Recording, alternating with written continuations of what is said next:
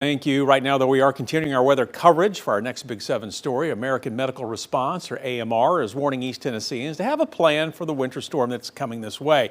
This means making sure your prescriptions are filled, and if you are on oxygen, make sure you have enough to last through the storm. And while ambulances have a supply of oxygen for those being transported to the hospital, they cannot deliver oxygen to your home. This holds especially true for those living in rural areas that are further away from hospitals and supplies. Once it gets here, certain services are going to be delayed, and included in that would be things like medical oxygen and the ability to get certain medications. So people are dependent on at-home oxygen or other medications, and they need to make sure they have an adequate supply to get them through the weekend.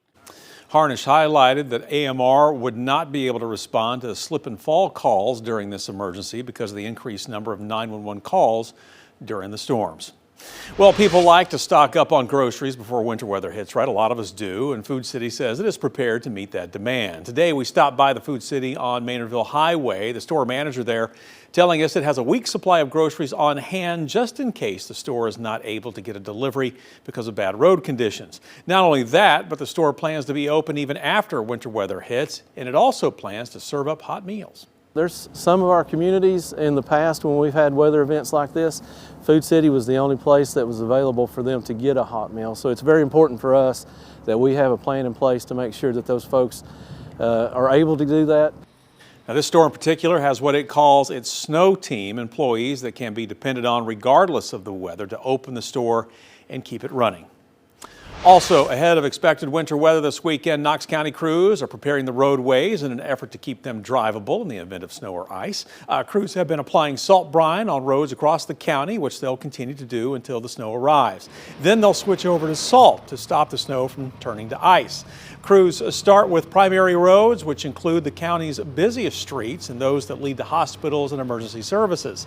Heading back then to refill their trucks with salt brine several times a day. Many thousands of gallons. We've got 1,000 on the truck right now, and this is a second load, so that's 2,000 gallon already today that I'm going to be putting down myself. About 50 to 60 people will be working to keep our roads safe this weekend, putting down hundreds of thousands of gallons of that salt brine. And with the winter storm in the forecast, it is a good idea to download our free Storm Team 6 weather app. You can use it to stay on top of changing conditions wherever you are. To download it, scan the QR code on your screen. You can also search Knoxville Weather in the App Store or Google Play. And we're going to have more on the winter weather in just a little bit, but now we do want to get a look at some other stories that are happening around the region. A judge has now ordered records in the case against a deported man to be made public. You know, as I've been reporting, Diego Hernandez Garcia was detained by immigration authorities in Knoxville and deported despite a federal judge's order.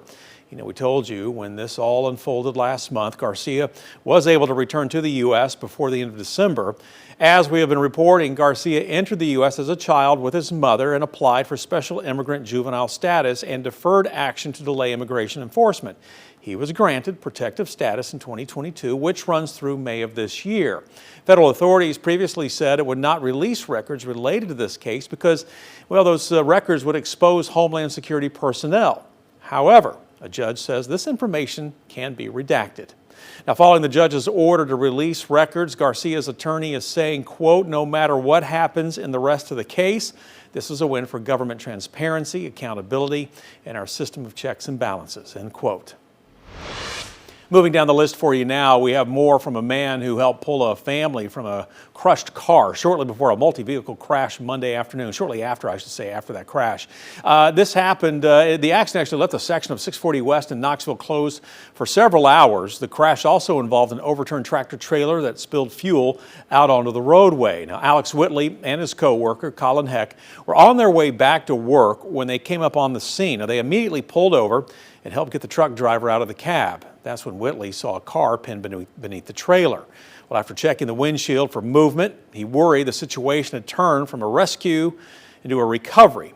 But then, well, the two realized a family was still trapped inside. Well, they got the driver out, who said another man and a young child were still inside that car.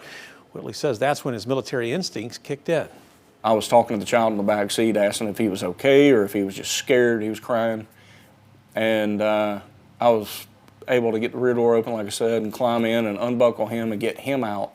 And at that point, I was able to get the front passenger to climb out, and then the driver to maneuver across the console, and he was able to come out the same door. You know, Whitley tells us that he was able to connect with the family following the rescue and is happy to hear that they are well. All right, for our final Big 7 story for you tonight, Tennessee Department of Children's Services announced plans to build a number of welcome and wellness places across the state, 2 of which will be located here in East Tennessee, a welcome place in Lenoir City and a wellness place in Knoxville. DCS sharing these renderings with us earlier this week, saying welcome places will serve young people immediately after entering state care, providing short-term stabilization. Wellness places will provide young people with complex needs a place to stay for 30 days. But as the department announced its plans, Lenoir City Mayor Tony Aiken says he's had minimal information about these buildings. I intend to reach out to the state if they don't reach out to the city, and certainly open up a conversation and have a public hearing possibly, and to let people understand what's going to be out there. Now, in a since deleted post online, the mayor claimed these would be juvenile detention centers, which he opposed, but now he tells us he is for having a place like this, especially as a foster parent himself. DCS tells us the welcome place is not a juvenile detention center, rather a short-term home-like intake and diagnostic setting for kids who are in DCS care. All right, going back to our weather coverage for you tonight, we're on your side with the warning signs of hypothermia with a winter storm and more cold weather in the forecast. National Fire Department says it doesn't take long for hypothermia to set in, and that one of the first signs you experience is shivering. Now, this is when it's time to move inside, right? If you have to get out during the cold, it's a good idea to make sure you dress in layers and not to have any exposed skin. But we're told hypothermia is not the only thing that could affect you when it's freezing outside. Depending on how much clothing you have on, things like that, you can actually become a little bit overheated by going outside and shoveling snow. Sometimes we see medical emergencies from folks that have done too much. So it can go both ways. Fire department suggests working in shorter bursts if you are getting out to maybe clear the driveway, spread some rock salt, what have you.